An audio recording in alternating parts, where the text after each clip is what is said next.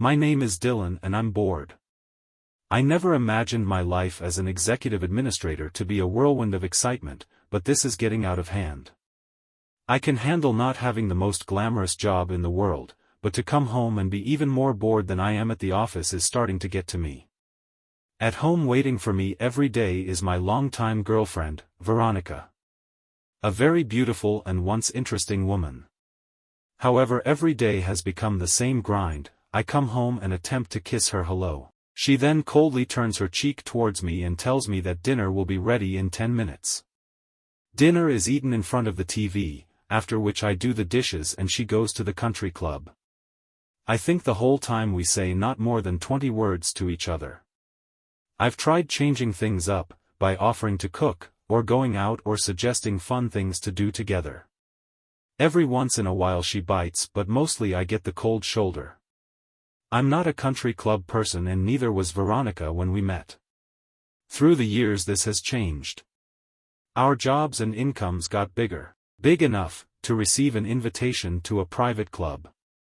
I go every once in a while to play squash or use the fitness facilities. Veronica on the other hand has embraced the country club lifestyle. The outfits, functions and gossip. Lots of it. Who does what to whom and where. She used to tell me every detail. After a row one day, wherein I made clear, I was not interested in all that noise, she's gone quiet about the whole thing.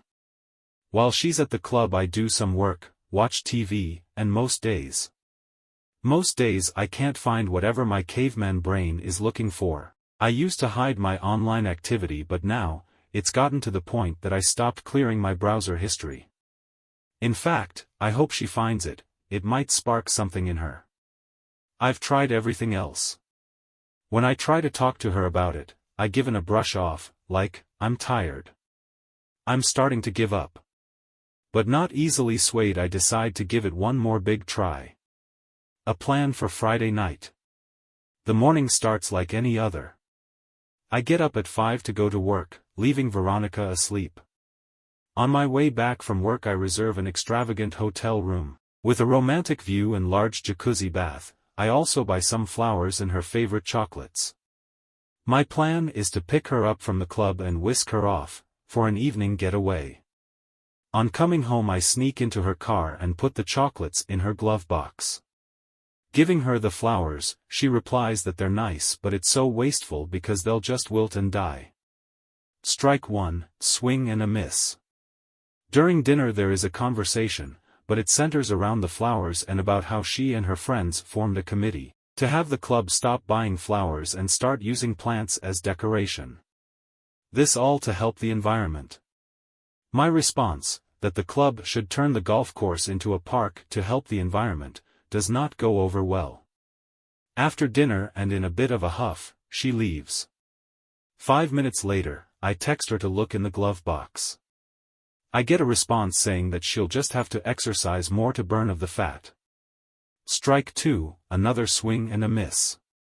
My resolve is waning but not gone, so an hour later I get in my car and head to the club. Veronica usually does not spend more than an hour on the tennis court. When I arrive I ask the concierge where I might find Veronica, but he tells me he has not seen her. Not wanting to spoil the surprise I send a text asking how her tennis game was and if she's at a table with her friends. I get a response back that the game was fine and she's having an iced tea. On my way to the bar, I run into one of her friends, who in passing says, "Dylan, long time, you and Veronica should come to the club more often, we miss you guys." This stops me in my tracks.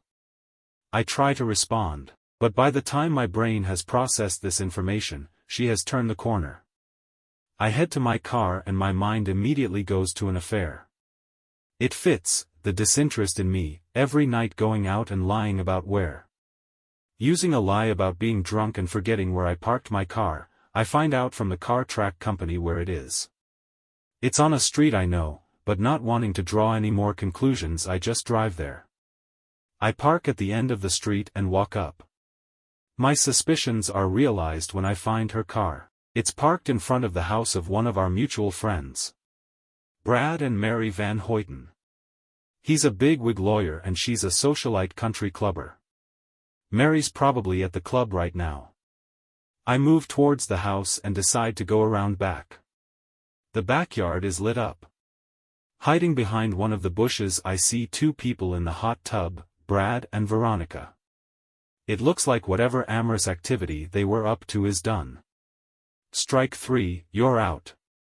Something turns in me. I should be hopping mad, I should go over there and kick his ass and yell at her, but I simply don't care. I stand there realizing that it doesn't hurt me to see this. It actually feels liberating. I had been starting to doubt myself and my ability. I snap a picture of the scene, so that when I confront her I don't get 5 rounds of denial before the truth comes out. I then turn around and leave. Relieved and with a newfound energy I walk to my car. When I get in I decide not to go home but to the hotel. After checking in, I briefly consider either going to the bar and trying my luck or perhaps try to find an escort service. Neither feels right, so I run the bath and watch a basketball game from the tub. When I'm dried off and lying in bed, I get a little antsy. When I come home the next day, there is barely any surprise. I tell Veronica that I was working late, after which we had some drinks and so I stayed over at a motel.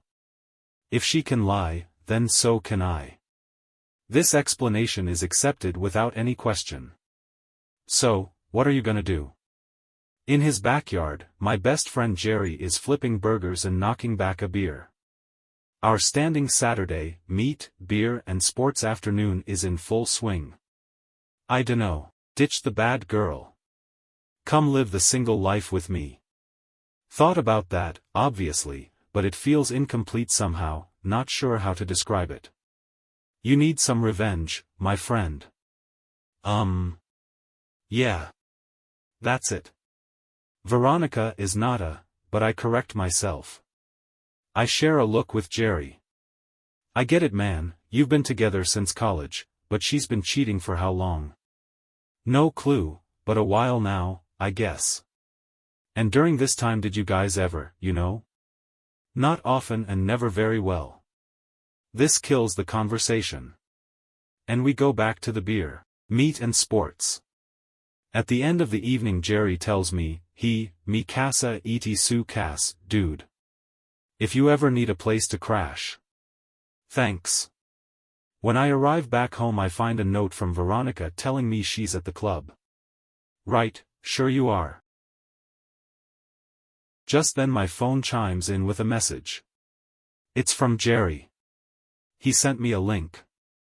I go to my computer and open it up. It's a dating site for people who are already in a relationship. A second message from Jerry reads that he scored some nice trim on this site. To my observation that he's single and this website is for people who are not, he simply replies, so? Curious, I create an account. And after paying a fee, I start to browse the available profiles. At first I'm a little disappointed because all of the photos taken from the neck down. It dawns on me, however, that due to the nature of the site this does make sense. I find some profiles that pique my interest. So after I upload a picture of myself and fill in some details, I start reading more in depth into the profiles that took my fancy. The site offers the sending of a wink to someone. This seems harmless enough, so I pick 3 ladies and wink away. After having done this I notice that all 3 ladies have one thing in common. While reflecting on this, a small sound alert tells me I've been winked back. A lady named Boardwife 329. The photo in her profile is of a wonderfully curvaceous woman. She's wearing a body-hugging blue dress, which comes down to just over her knees. Married for 11 years and no kids. The only other physical descriptor are her brown eyes. Her profile description is quite short and tells me that her husband barely pays her any attention and she's seeking a man to spend some time with.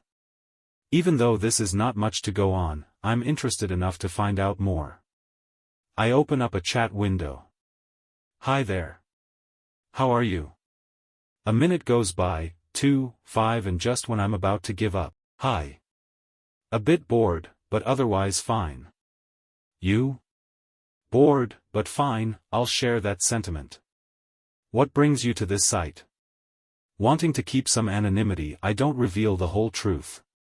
A relationship that has lost every spark. Even after trying multiple times to reignite it, she barely notices me anymore. Wife? Not married, but been together for 14 years now. Sounds similar to my predicament. Hey, I'd love to talk some more, but I have to sign off now. Speak to you soon. I'd like that. Have a nice day. Thank you, you too. With a small chime the chat window closes. Feeling that my first outing in the online dating world resulted in a conversation, short but a conversation nonetheless, I call it a success and plan on logging back on later. I keep checking the site the rest of the day and the following Sunday, but not until late in the evening does the blue dress reappear. She sends me a message apologizing for still being unable to have a longer conversation with me. We make an appointment for the next evening. The workday crawls by at a snail's pace, and to top it off, Veronica takes her time to the club. The whole day, all I can see is that girl in the blue dress. When finally, I'm alone, I rush to my computer and log on. She's there waiting for me. In the conversation that follows we talk about our lives and our significant others. She tells me that her husband almost never wants to have with her anymore. I reply by saying I didn't know men like that existed. This is funny to her. I elaborate how I found out about Veronica's indiscretion and tell her I don't have a good reason why I haven't left yet. She tells me that she does not suspect her husband of having an affair, to which I reply that I didn't suspect Veronica either. We end the conversation with the promise of chatting again the next evening and then talking about what we might want from each other. I end my day the same as I did yesterday and imagining and hoping she's doing the same. When Veronica slides into bed next to me, I tell myself to have a little fun with the situation. How are things at the club? Fine. I might go with you tomorrow. See if I can beat Brad at a squash game. Oh, this is almost too much fun. Brad won't be there. He and Mary are in the vineyards. Funny, I think I saw Mary on my way home today. Must have been someone else, then. Must have been. Good night. Good night. Once more the workday was cruelly slow. The upside, however, was a note from Veronica giving a club-related reason for her absence. If she was still trying to keep her affair a secret, she wasn't doing a very good job of it. Both her tennis and golf gear were still in the garage. For her, the consequences of getting caught are minor. She has her own money and we share no debt. But through the grapevine I once heard that Mr. Van Hoyten did not make his wife sign a prenup. The photo I have on my phone could be very expensive for him. After turning on my computer I give neither of them any more thought. What I am thinking about and had thought about all day was how to best formulate what I wanted from Bored Wife 329. I knew, but would it scare her off to just come out and say it? With the familiar ping the chat window opened and the usual greetings were exchanged, after which the conversation remained quiet for a bit. Both of us nervous, or at least I am. So, I started. What we want, she finished. I decided to take the lead. I'll be very honest, I'm not looking for a boyfriend/girlfriend thing, but I'm also not out for some revenge because of my situation with she who shall not be named. What I would like and what I've missed for so long, is a romantic evening with a woman. I hit enter after typing the message and hold my breath. I want to see your face. Oak, not a direct no. But not the response I was hoping for. Meeting just a face does seem strange. I can't believe I'm typing this, but, let me take a selfie. Would it be rude of me to ask you for the same? No. Would you? Before I can hit enter. Working on it. I run to the bathroom to check if I wasn't too big a mess and snap a picture.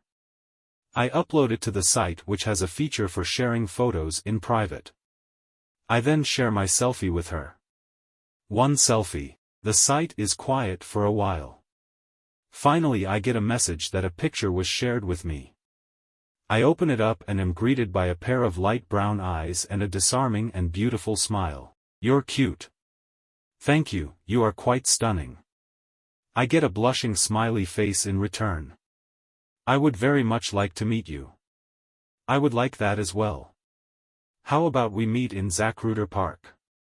We can go for a stroll and see if we like each other in 3D. Sounds good to me. How about Friday at 1700 hours, can you make that?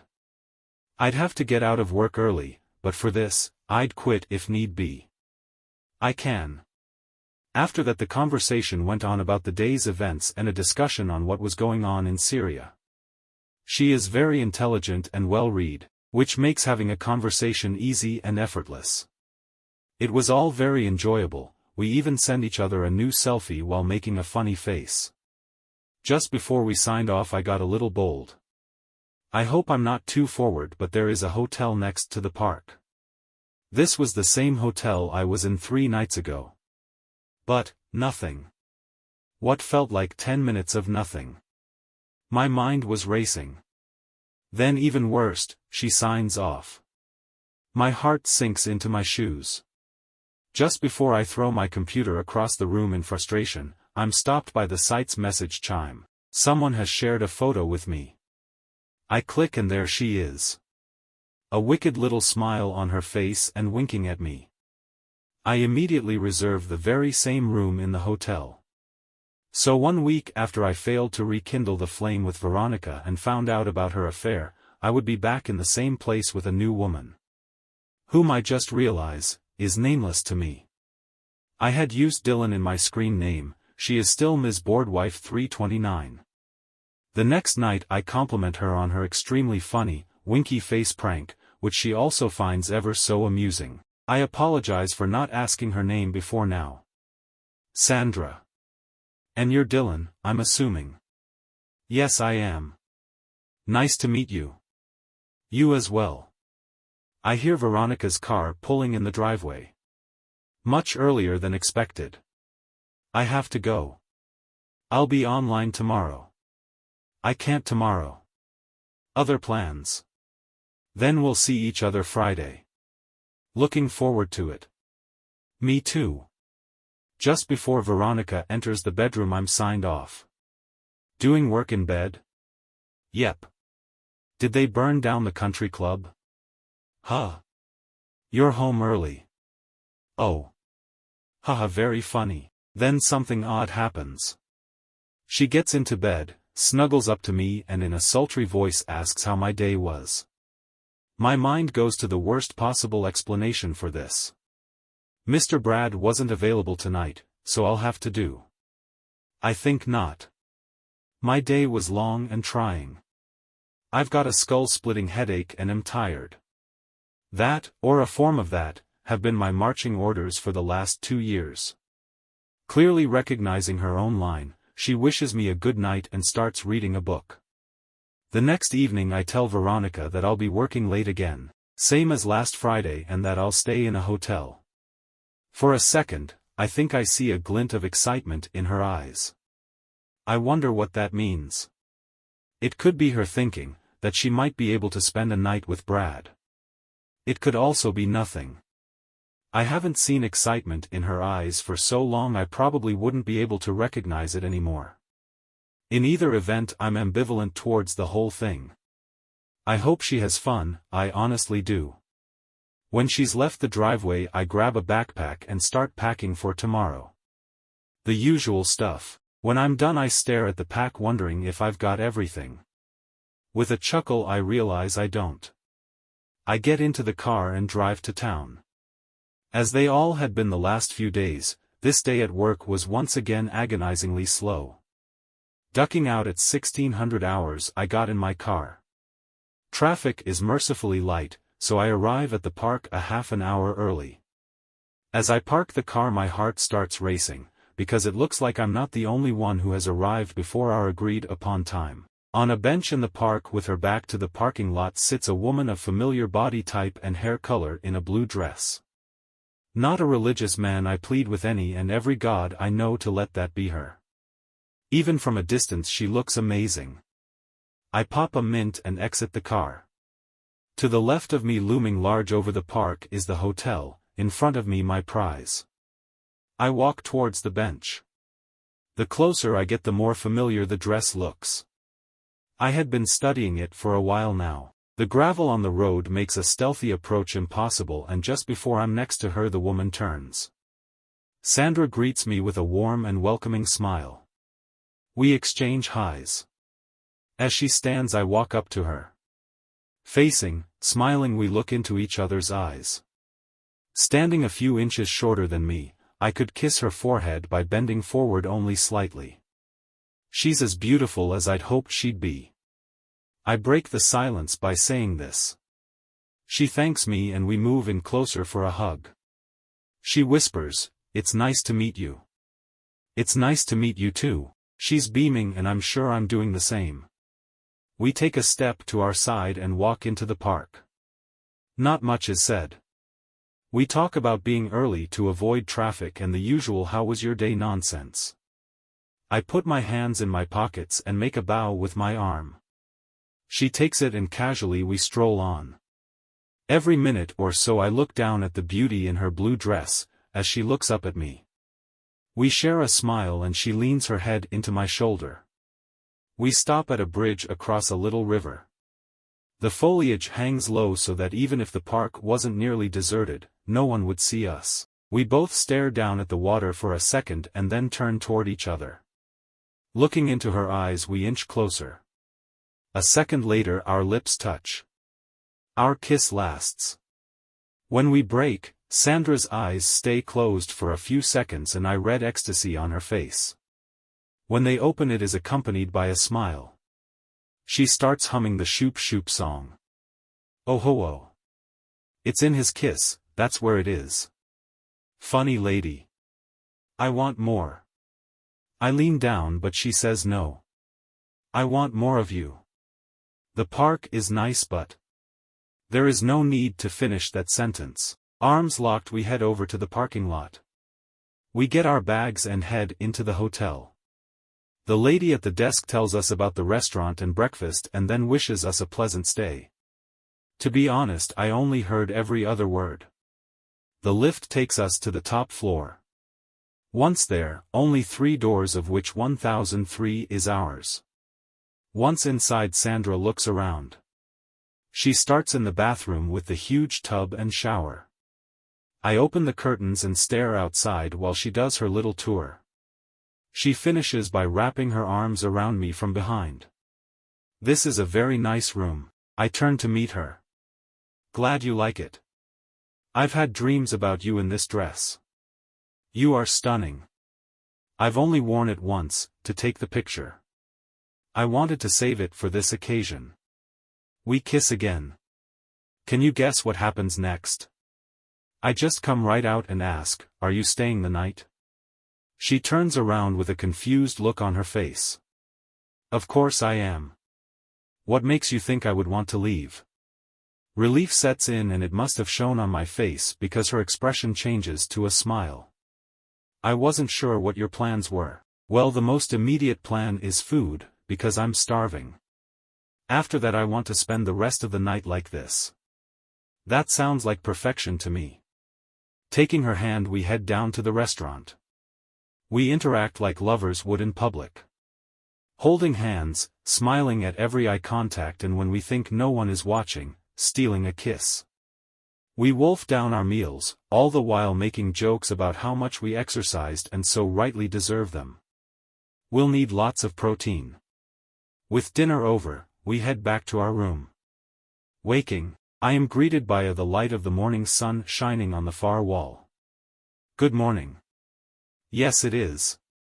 Sleep well? Yes. Next weekend is Easter, which would be a nice chunk of free time, would it not already be filled with family obligations on both our sides? So we have to wait 2 long agonizing weeks before we meet again. Sandra says she'll pick the place and all I have to do is show up. Leaning against her car, we make out a little in the parking lot. One final kiss and a promise to text later, she drives off. I head to Jerry for beer, meat and sports. A much happier man than last week.